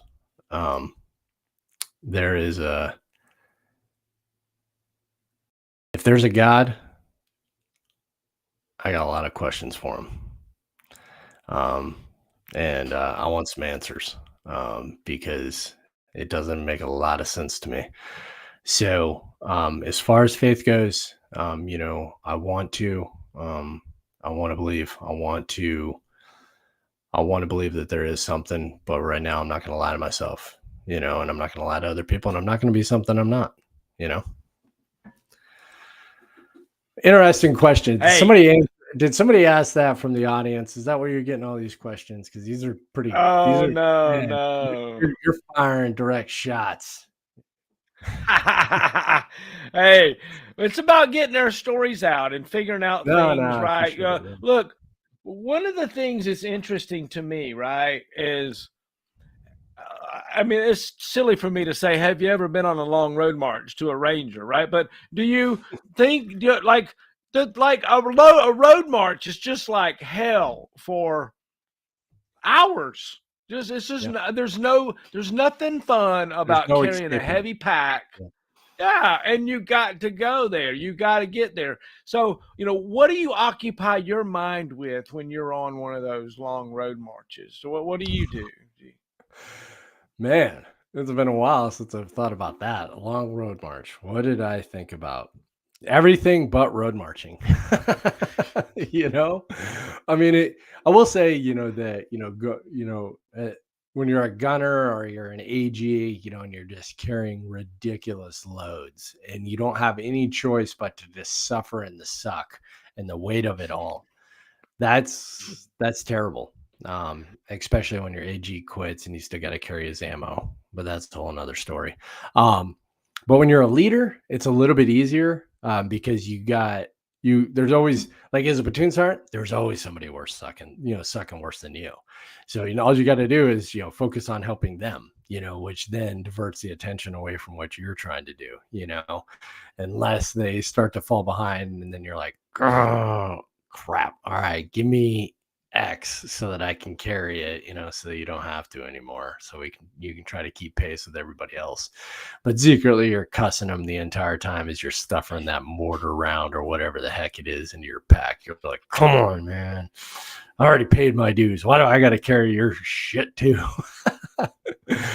But, it's obviously been a while since I've done a 20 or a 30 miler, but, doing road march with soldiers, for like different events, EIB and ESB, man, like all I'm thinking about, like, during those ones is like how proud I am of all those soldiers that are out there setting themselves apart from everybody else out there, giving it everything they got. The road march is always at the end, they're exhausted, they've been stressed out because they've been testing all week, and they're just out there, giving it what they got, and, trying to finish this, this thing so they can pin that, EIB or ESB on their chest. And, so I'm just trying to motivate them. I remember one of the ones that I did at 2CR, a couple soldiers, man, they were just like right on the line, floating between, 14:45 and 15-minute miles, like just floating, and that last like mile, there was two of them.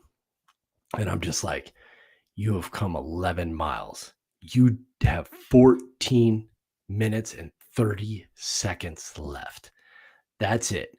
You do this, you'll never, ever have to do this again.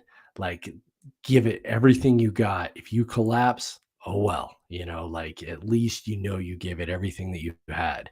And, watching them both literally like come across the line at like 2 hours and 58 and like 45 seconds, and they were successful, and then just afterwards, like, and, rounding them up and being like, those last like 3, like, don't ever question that you can't do something again, because you just demonstrated you can. You can push it way past what you thought, because both those individuals were like, I'm not going to make it. There's no way, Sergeant Major, that I'm going to make it across this finish line in time. Like, I'm not going to be able to do it. Just come get the van. And I'm like, bullshit. You're going to do this. You're going to do this. Even if I have to kick you, kick you for the last mile, you're going to do it, and they did it, and, now they're walking around proud, knowing that they can push themselves past their limits, Did you find yourself, under fire, switching your selector lever to semi and looking for targets? Did you find yourself, ducking for cover and trying to render first aid to someone? A lot. Well, I mean, that was, let me put it this way. Okay. I remember one night, like, coming back, from another operation where, it was a 2-way gunfight, and it was just an absolute insane night. It was just another one, it was just another night, and I remember my squad leaders, like, the next morning they woke up, and, one of them looks at me like, hey, like, and they're just kind of joking around, and, everybody's, they're trying to kind of wake up and figure out what's going to be going on for the day and what we're going to be looking at. And they're like, I'd really like to just go out tonight and just be quiet. Just, a nice little walk, maybe a nice little helicopter ride. We just get off and, no one's there trying to kill us, and, we go out and it's just nice and it's enjoyable. And we all come back and I don't have to refill my magazines and reload my grenades and my flashbangs and everything. And we can grab midnight chow maybe. Maybe we could get midnight chow, and maybe we can get a good night's sleep and we could go to the pool. Because there was a pool on the base, that we were on and stuff like that. And I just remember, like, looking at him like, hey, and obviously, I'm a sergeant first class, platoon sergeant. Like, that's not what we pay you for. We pay you to close with and destroy the enemies of our country. So stop whining. If you don't like this, then we'll find somebody else that'll do it. Just like in very, very typical, fashion back then, like, shut up, like, this is what we do for a living, but, in retrospect, like, I get it, and they were right, like, it was crazy, like, just how many times we would go out and it was just, man, it was just every single night. It was like, God, is everybody in this world, like, just trying to kill us? And it's like, well, yeah, the answer is yes. You guys aren't, going to play putt-putt, we're not helicoptering in so we can play putt-putt over here at the new course. No. Yeah. Right. Yeah, absolutely.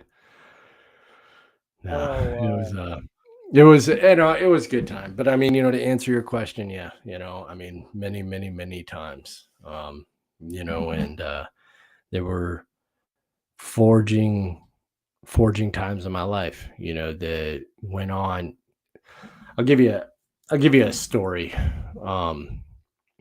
So when I went back, and I was a first sergeant in Charlie Company, I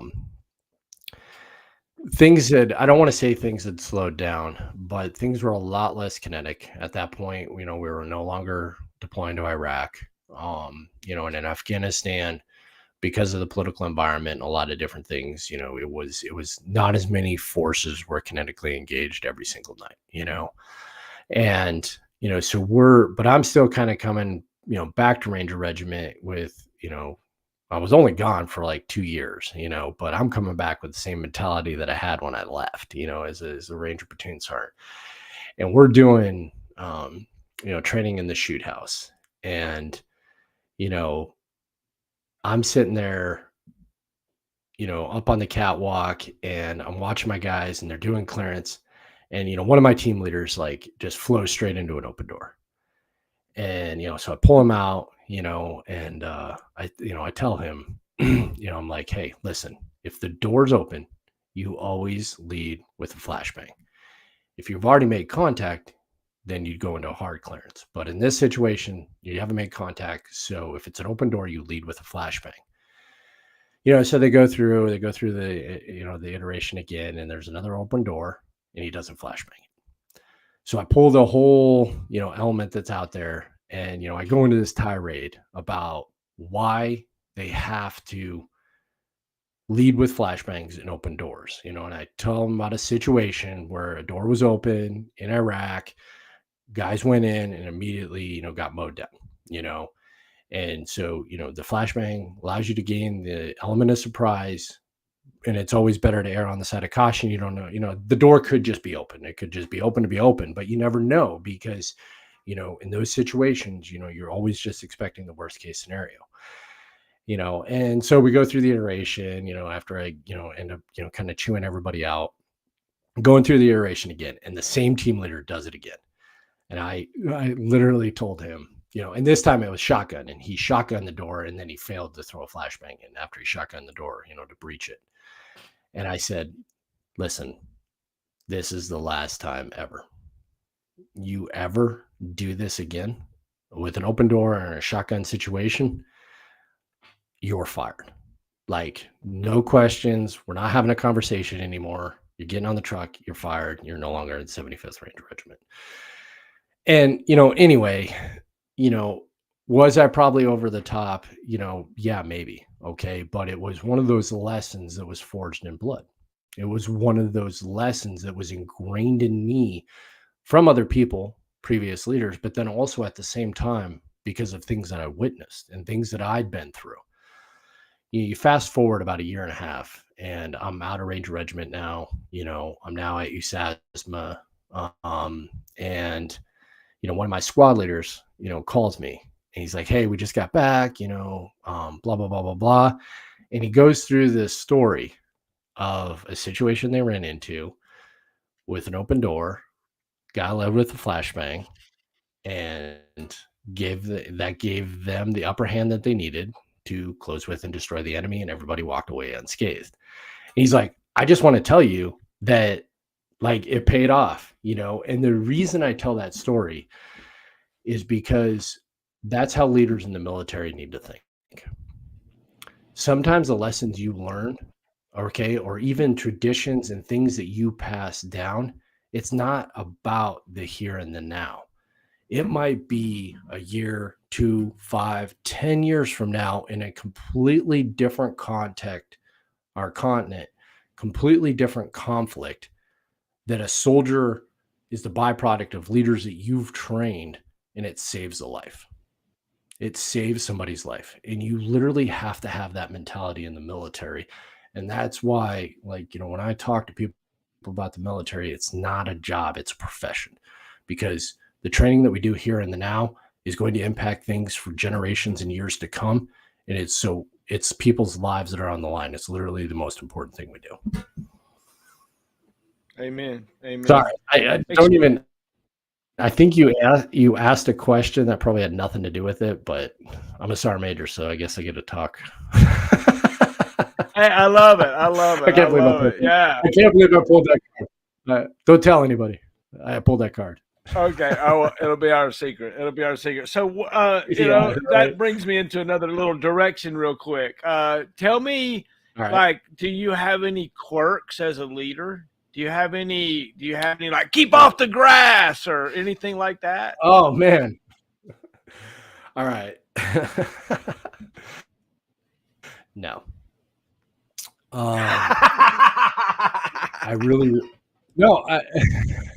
Okay. Other than the story that I told you, other than that one, I try not to. All right. So let me say this. Okay. And I actually wrote an article about it. If anybody ever wants to look it up, it's called The Role of the Senior Non-Commissioned Officer, Let Them Walk on the Grass, from the Green Notebook. It's a good article. I'd suggest reading it. And it talks about letting soldiers walk on the grass. Who gives a shit? But anyway, my point is that I think, sometimes sergeant majors, they're perceived in a light that all the sergeant major ever focuses on is hands in pockets and, walking on the grass or haircuts, sideburns, belts, and all this different kind of stuff. Here's what I've learned. And this is, wisdom and time and in position, and everything else as a CSM. It's never really for the good sergeant majors, the sergeant majors that are focusing on culture and climate of organization. It's about the individual discipline is what it's really, really about. They're just choosing the wrong way to look at it and to address it. If I go out to a range and all the soldiers are in different uniforms, they got a barbecue pulled out of the back of the striker, or the tank or whatever, and then there's a bunch of them that are sitting in the tank smoking and all this different kind of stuff.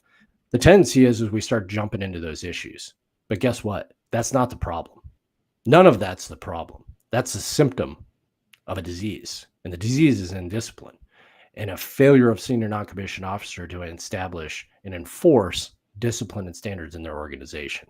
And guess what? It ties back into exactly what I said earlier. Disciplines and standards matter. People look at Ranger Regiment and they're like, well, they get to wear this equipment, they get to grow their hair out. One, it used to not be that way. Two, they are the most disciplined force that you're going to find. Their level of self-discipline and the standards they hold themselves up to, more importantly, they enforce the standards that are prescribed in their blue book, and you can literally be released from that organization for not obeying the standards, is way more than most people even realize, and even in my current job, we have the same thing. We have a standards book, we have release authority, all this different kind of stuff. As a soldier, individual discipline matters. And some of them, okay, maybe they're quirks, they're just stupid things, like, okay, you're right. You're not absolutely wrong. I don't like mustaches. I'm sorry. I like regular mustaches, civilian mustaches. They're fine. They look normal. But Army regulation mustaches, I'm sorry. You look like a weirdo. You just do. You don't look. That's not how you're supposed to grow a mustache. You're supposed to have the Tom Selleck mustache, that comes down, or, that's what a mustache is supposed to look like. Not, when it's in regulation and it's trimmed down, it looks ridiculous. I'm sorry. Or the new movie Maverick, on Top Gun. Like, that's a good look mustache, but that guy's in the Air Force. So, that's a different thing. I don't like mustaches. I just don't, and I mean, I would tell platoon sergeants and everything else, especially back when I was in, 2nd Cavalry Regiment, Eric Churchill or Cutchell, sorry, Eric Cutchell. He had a mustache, and I straight up told him, I was like, you're a great platoon sergeant, but you have a mustache and I'm not going to take you seriously. And I just want you to know that every time I see you, I'm judging you, but I told him that, hey, you're within the standard. He's not violating the standard. He was absolutely not violating the standard. He was within AR 670-1. He was perfectly fine in that. It was a quirk, just like you talked about. And, one of my buddies, Jericho Demon, he's kind of says it best. Like, it's okay to have quirks. You've kind of served your penance as a senior leader. You should have those little things, those little pet peeves that you don't like, but just don't try to masquerade them as a standard. Tell people, I just don't like it. It's okay to have it, or it's you're not violating any standard. I just don't like it. And just be honest with them. Okay. And they'll probably respect you more for that. They'll go, okay, fair enough. But you're not. And then, because then you got the sergeant majors, and the first sergeant's like, if you don't do this, I'm going to give you an Article 15. Well, first off, no, you're not, because you don't have the authority to give anybody an Article 15. You can recommend, sure. Okay, that's fine. And they're not violating the standards. So what are you doing? Oh, I love it. I love it. So tell me a little bit about your family. Yeah. You should describe a blended family. Tell me about all that. Yeah. So, I'll start at the bottom and I'll work my way up to the top. So I got a daughter, Ashlyn. She's 11. She is a spitting image of my attitude and my confidence, and arguably some people would probably say my arrogance.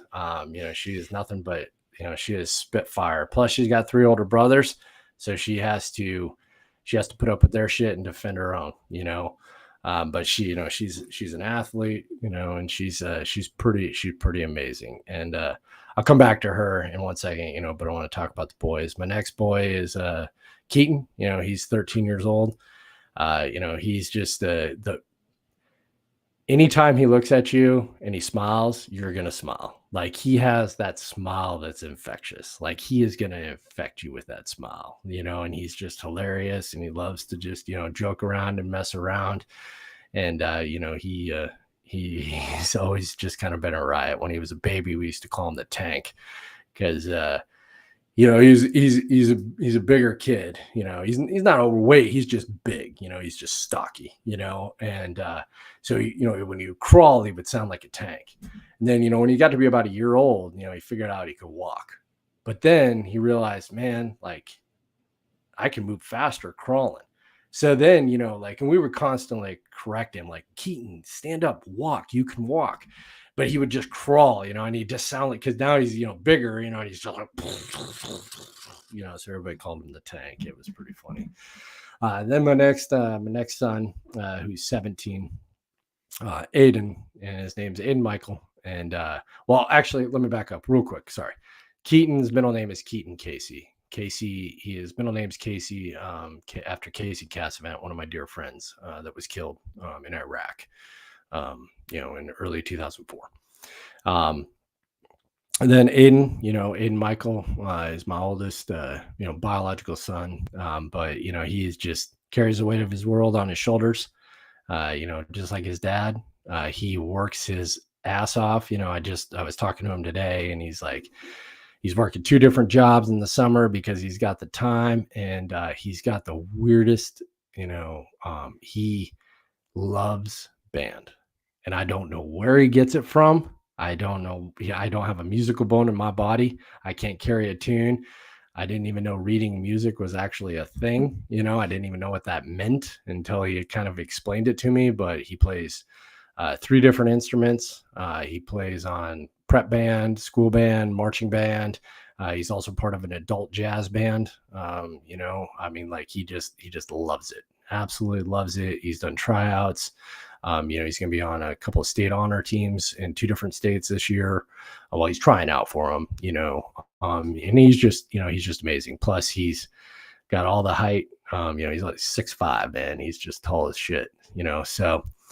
And then my oldest son, my stepson, he's 18, and he is,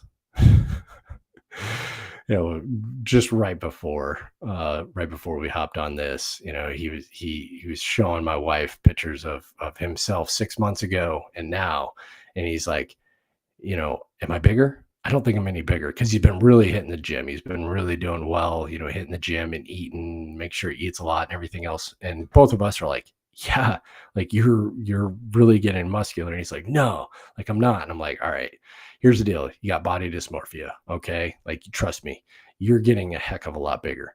But he heads off to college this summer. So he's going to Georgia Southern.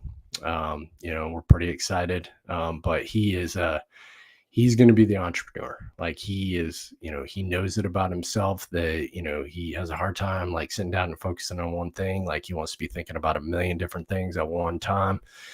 So he's going to be the guy that's going to find his niche and, just take it and run once he kind of figures it out. But he's pretty excited to go to college and kind of experience that college life. But, at the same time, after watching Top Gun Maverick, he's talking about being an Air Force pilot. So we'll see what happens.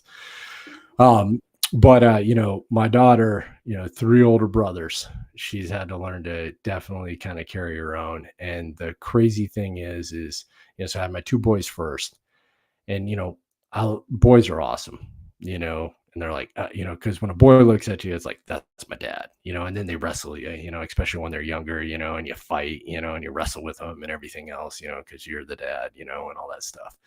But when your daughter looks at you, oh, man, she looks at you with those eyes, and the eyes are saying, ever love a man as much as she loves her dad, and it just melts you. So when they say, oh, the daughter's got you wrapped around her pinky, yeah, yep, you're absolutely right. They do. They just, because the way they look at you. And my wife Sarah, so we've been together 11 years, married 8, and I'll just say it this way. So there's a Greek proverb, okay? It's story, proverb, and everything else. And basically what it says is that when humans were first created, they had 4 arms, 2 heads, and 4 legs, okay? And then the gods, realizing how powerful they were, decided that they couldn't let them exist in that state. So they needed to separate them. And They separated them, one, because it wouldn't be so powerful as a single being, but then also there would be a level of misery that they would have to go through as they searched for the person that they were supposed to be connected with in this world. I'm lucky, man.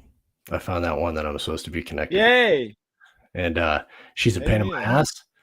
She challenges me, you know, and sometimes, you know, you know, we go at each other, you know, because we're just both so strong-willed, but there's no question in this earth that it's a woman that I'm supposed to spend the rest of my life with, and I'm happy for it. Amen. Amen. I saw you do an interview with General McChrystal. Oh, Tell yeah. tell me about the officers in your life that you know that helped shape you. Yeah, you know, there's been a lot of amazing officers that has really kind of shaped me in my career. You know, one of the first ones was one of my first PLs when I was a squad leader, a guy named Chad Jenkins. He's been a guest on AIP. He runs an amazing YouTube channel called Christ Over Fear. Where he talks about religion, you know, the good, the bad, the ugly, and everything in between. You know, he's just an amazing individual. He's a West Point graduate, quarterback, FBI. You know, he's done a lot of great things, but he was just one of the most humble officers I ever worked with. And, you know, he came in from a position, you know, and being a PL is difficult anyway. Being a PL in Ranger regiments, that's a whole nother challenge because you're coming in an organization where those dudes have worked together forever. You know, and at those times, you know, they've been on a million operations together, you know, and you're trying to come in and be the platoon leader, you know, and, you know, a lot of times, you know, and even some of the platoon sergeants, you know, are like, we could literally do this without you. We don't need you, you know, and he made it work, man. And he did an awesome job. And I watched the PL and I was like, man, this guy's got it, you know, and I had other PLs too. You know, Bobby Kesner, crap, totally had a brain fart. Gosh dang it. Totally. Sorry. I had a brain fart at the other PL. He was an awesome guy as well. Went on to serve in CAG also. Some amazing company commanders, Andy Saslov, John Lubis, just really showed me what it meant to be a company commander and that they trusted their platoon sergeants and they would also go to bat for their platoon sergeants. You know, any day of the week, all day long, and just, you know, facilitate the things that we were trying to do.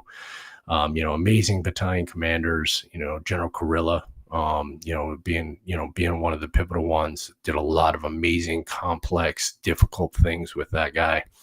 You know, and I'll always have respect and admiration for him. You know, Colonel Owens, you know, who took us through the transition, you know, as the towers fell and we transitioned into this thing called GWAT. You know, and then, you know, company commanders that I served with, you know, John Stahaley, Major Stahaley, actually Lieutenant Colonel Stahaley now, sorry about that. You know, he was my company commander. It was cool when I came back to 275. He was the training OIC. I was a training NCOIC for 2 years. We worked together for 2 years, and then we transitioned to SECO 275 as a company or as a command team. So he actually gave me 4 NCOERs. I know, it is freaking insane. You know, so he's living an awesome life over in Italy. He's getting ready to take 191 over in Grafenwehr, Germany, and he's absolutely going to crush it as a commander. Some amazing field grades. You know, you got John Kitaboho, who's a lieutenant colonel. He's going to be a colonel soon. He's going to actually take over the 75th Ranger Regiment. Just a stellar human being. You know, and then battalion commanders, you know, serving with, you know, you got John Higgins, you know, who is a 2nd Squadron commander over at 2CR, you know, awesome individual. You know, Nathan Carter, who's a field grade with me, one of the best officers I've ever worked with in my entire life is a guy named Lieutenant Colonel Mike Hefty. God, that guy just runs circle around anybody and never forgets a damn thing and kept me in check. And we also just did insane workouts. He's probably one of the dudes that I would do anything with at any time and know that we'd be successful because that guy was there. You know, he's just a stud, you know, an awesome individual, you know.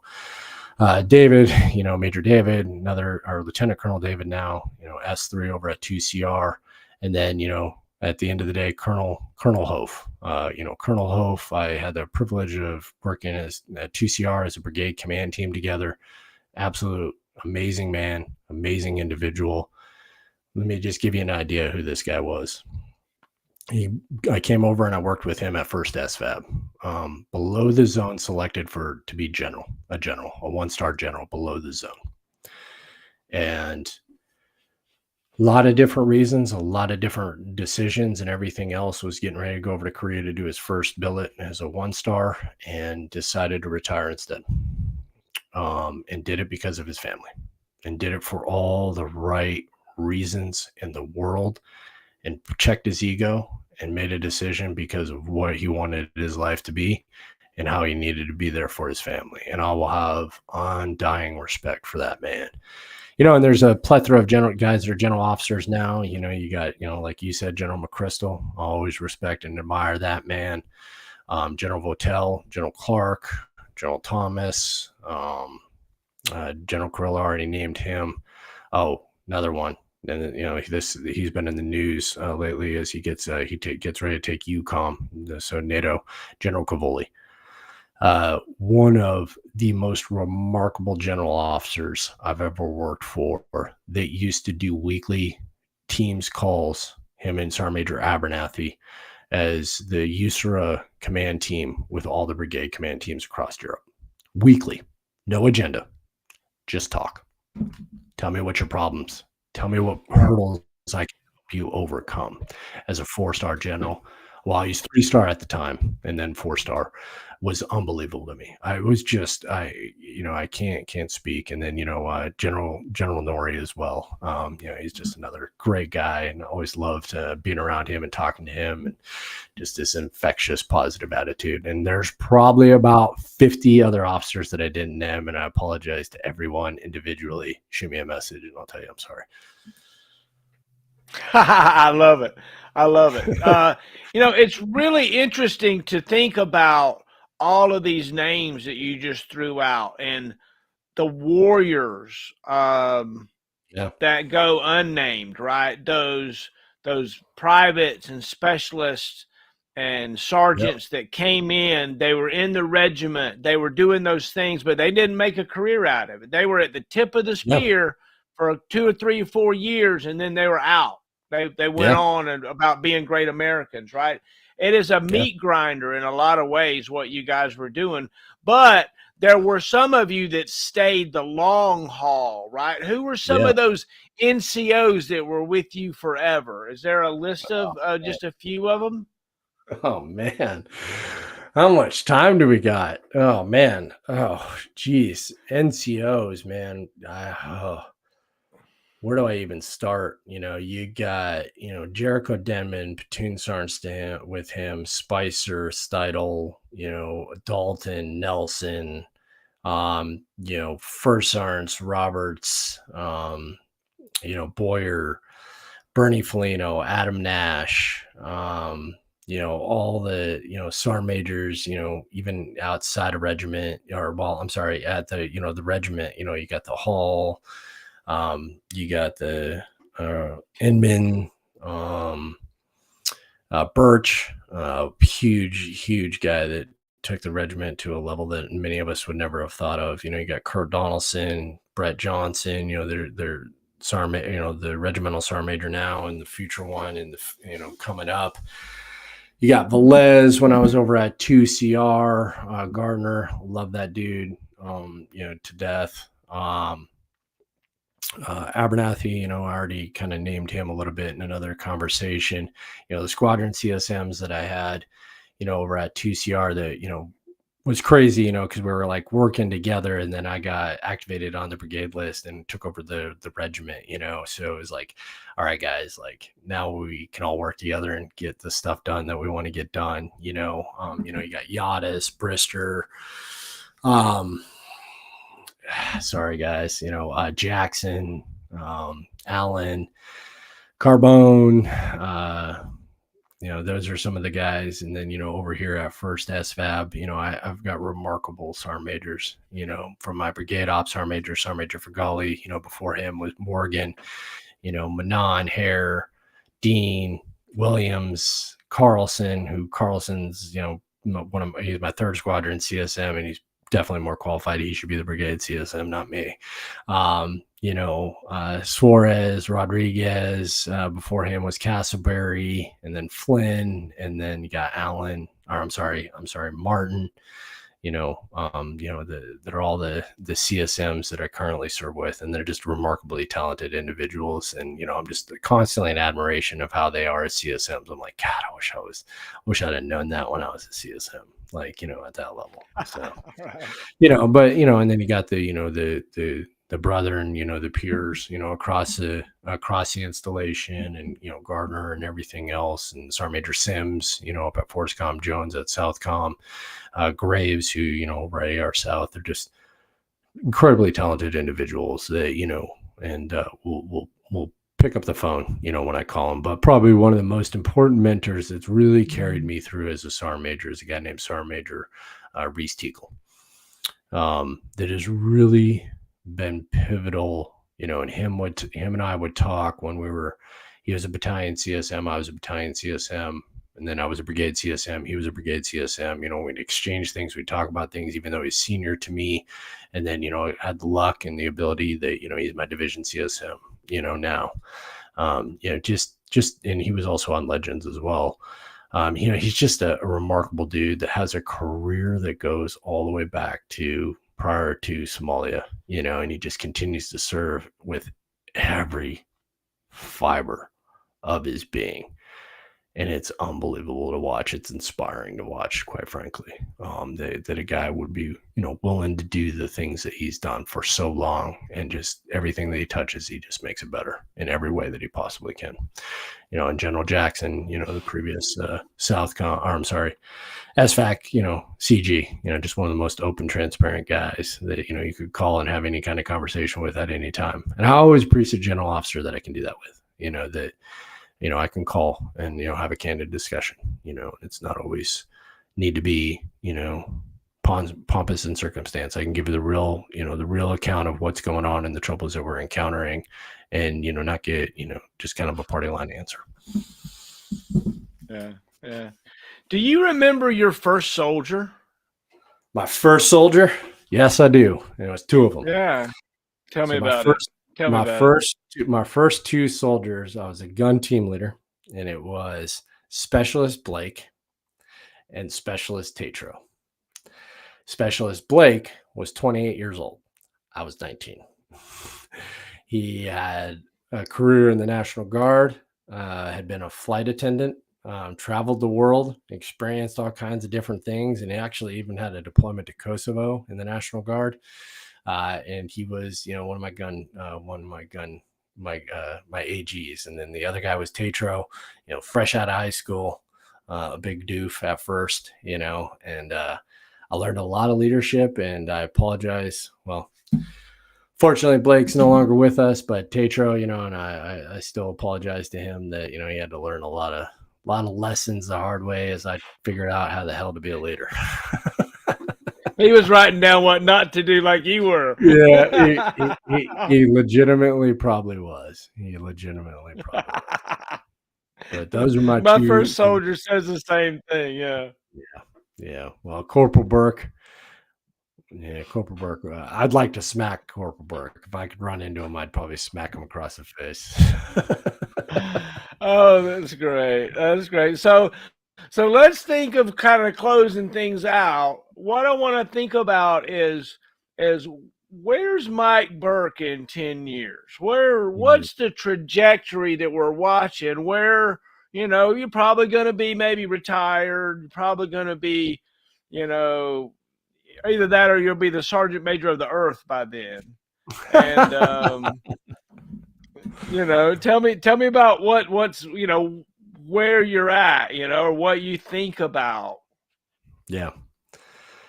Well, I could ask this question a lot, especially when you host a podcast in a brand that's called Always in Pursuit. You got to be prepared to answer this question at a moment's notice, because it comes up a lot.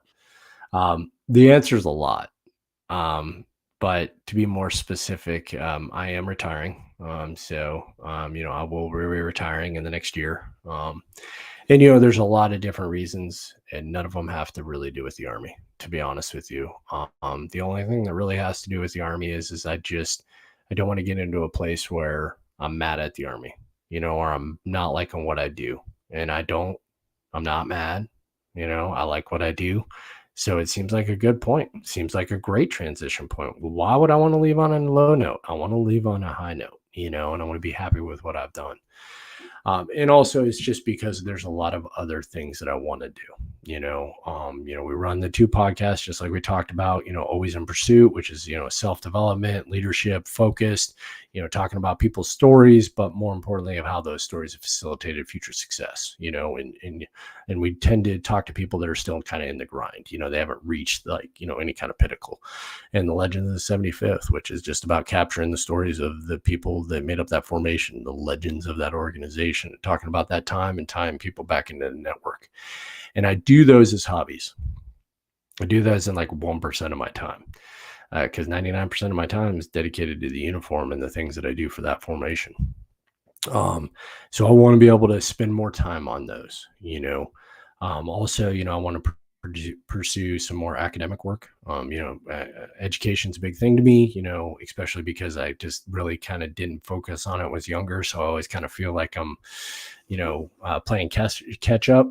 So there's different reasons that I want to pursue some more kind of academic things, in my future, but then also so that I can, come back, and offer the military from the outside perspective some different things, and, credentials and degrees and everything else, obviously help with that stuff, to, being a former soldier is one thing, but, having and doing the work and having the accolades that'll, help get you in the door and help to have those higher level conversations to solve some of the harder problems, is something that I want to be able to do. I'm currently working on a book, it's a memoir, it's talking about, a lot of things that we've talked actually about here, pretty much, the biggest lessons I've learned in my life, and how those have shaped who I've become.